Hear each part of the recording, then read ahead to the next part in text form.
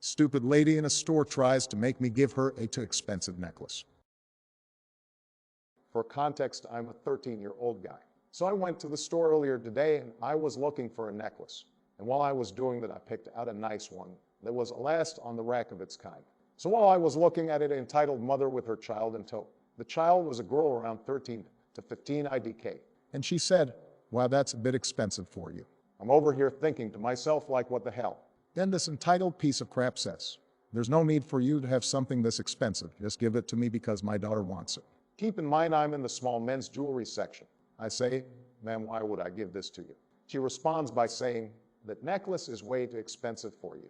I'm over here looking at this necklace, which is legit just a $20 necklace, and I say, "Yeah, I'm just gonna leave and go check out." This stupid lady says, and in this lad's stern voice, "Give it to me, my daughter needs it." I look at her daughter, who is just looking at her phone. I say to bad, and I just walk off. I'm still pissed at this lady, even hours later. Sorry this story is short, I just wanted to share my entitled parents story.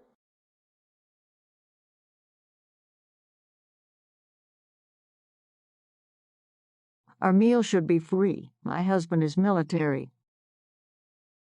So my husband and I went out to dinner last night. I can't believe what actually happened. So we get seated. There's a family behind us with 3 little kids, a mom, and a dad in uniform. Mom and Dad were definitely letting the kids run wild. They were actually running around the restaurant. I tried not to judge, but definitely wouldn't happen in my house. So we are minding our business, having a good conversation, when I hear the roar of Karen. Shouldn't our meal be free? It was free when we went to Applebee's. Do you not see my husband is military? Waiter, I'm sorry, Mom, we don't offer military discounts here. Well, you are getting no tip. Guess you hate this country. Taryn's husband, babe, please don't do this again. Karen, let's go. As they got up, multiple people in the restaurant booted her. I think it's safe to say she won't be back.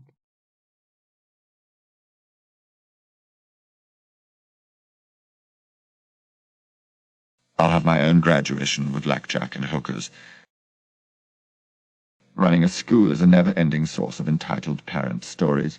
I have detailed in other posts some of my more amusing experiences. The mother who stormed my office. The mother who demanded I change my signature because she didn't like it. Recently I had another run-in with an entitled mother. Where are all the entitled dads? Time to represent brothers, who it seems wanted me to do something about the pandemic. Due to the pandemic restrictions imposed on us, we planned a virtual graduation ceremony. Our very talented teachers spent something like 50 hours shooting, compiling and editing a 90-minute tribute video, and we held a curbside delivery for diplomas. We also set up a photo booth for grad pics so parents could capture the moment as best as they could under the circumstances. When I announced our plan to the community, I received a very heated email from a mother. "I cannot and will not accept the plans for this year's graduation," she began. She sternly chastised us for our lack of insight and laziness in having a virtual graduation. She went on to express her belief that her daughter deserved better. The school, she opined, owed it to her and the other parents to recognize their children's accomplishments properly. In her view, the only proper celebration must allow the students to celebrate together as a class, and if the school wasn't prepared to do it, she would do it herself on her 100-acre property. In reply, I ignored her astonishing insults. Instead, I decided to give her exactly what she wanted, permission. I very graciously thanked her for the offer and gave her the benefit of my experience running large-scale school events. She would need to have the following in place: paid duty police for security, $50 per hour, times 3 hours times to officers, minimum 100 people. Sufficient public liability insurance, minimum $2 million. An accessibility plan for people with disabilities and appropriate accommodations. A communication and inclusion plan to ensure everyone is notified and invited, not just a hand-picked bunch. A permit from the City Borough office. A dispensation from the province of Ontario allowing her to exceed the outdoor gathering size limit of 5 people. Permission from the local public health office to stage an event. Access to shade and rest areas for anyone overcome by heat, and an inclement weather plan including appropriate shelter in the event of thunderstorm or tornado. Suitable and sufficient outdoor toilet facilities for approximately 600 people. Suitable space for parking, sufficient parking lot attendance, and a traffic management plan. Safe access to fresh water for all attendees. A stage, sound system decorations, rental chairs, tables, etc., and a generator. A method for administering and recording a COVID-19 self-screen to all invitees in accordance with provincial requirements.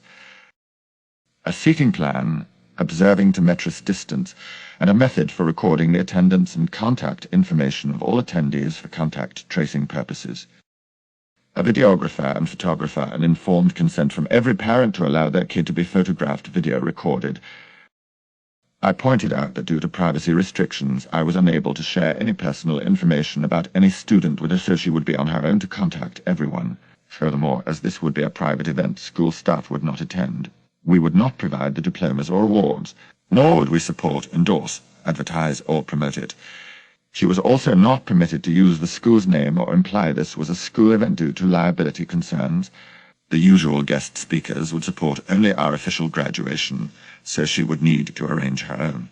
I offered the names of several motivational speakers we have hired in the past, with fees ranging from $1,500 to $4,000. I wished her luck with her plans. Surprisingly, she changed her mind.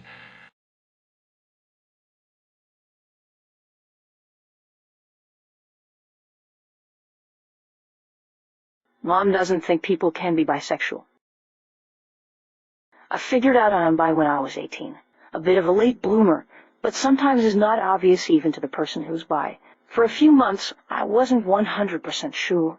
Then I saw a girl on a cruise my family and I took over that summer. I saw her and I was no longer doubtful. She was beautiful. I later regretfully told a friend about her over Facebook. My mom is a major snooper and has to know what's going on in her kids' lives at all times. She read the messages my friend and I sent to each other and confronted me about them. I'm a non-confrontational person at all. I told her that I had been questioning about being bisexual for a few months and was pretty sure I was. Her exact words were, "You can't be bisexual. Your thinking has been changed by this supposed friend and her alternative way of thinking. I don't even see why you like her. You are going to go back to your way of thinking right now, and I better not hear any more of this bisexual shit." Honestly, I wanted to die in that moment. I had already been suicidal to a certain degree before this point for unrelated reasons. I had already cut myself before this point as well. Now I feel like I can't tell her about anything and trust her less than before. I even figured out my gender identity, gender fluid. I feel like I can't talk about it though. Mom's thoughts about gender identity is even crazier than the ones on bisexuality.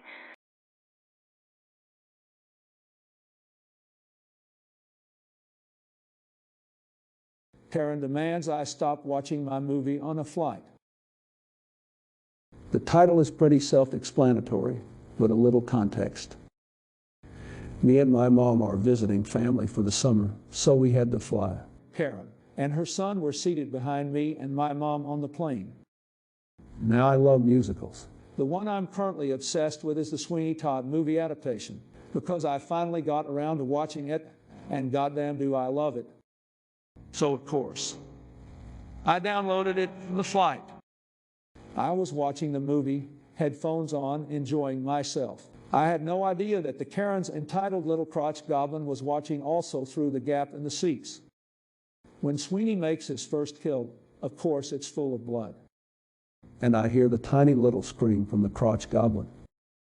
Karen, of course, tends to her precious angel and demands I turn off my movie because it scared my little baby. Yes, she actually made the word baby longer. I told her no, I wasn't going to do that. And why was her kid even snooping on my movie in the first place? It was her job to make sure her kid was occupied enough to where he didn't bother other people. I wasn't disturbing anyone, and I was minding my own business, so I wasn't going to change my movie on my phone to satisfy her bratty kid. Meanwhile, the kid was yelling, "Make her change it, mommy," over and over again. Neither of them were wearing their mask correctly either. So annoying. The Karen, being a Karen, immediately calls the flight attendant and tells her that I refused to stop watching my ungodly gory horror movies and was showing them to her kid. I rolled my eyes and the flight attendant asked me what happened. I told her I was just watching my movie, when all of a sudden I noticed this kid was snooping at my phone from between the seats. She told Karen that there was nothing she could do and suggested that she give her child an activity to do, as he didn't see anything he wasn't supposed to be seeing. Karen pouted and ended up giving her kid her phone.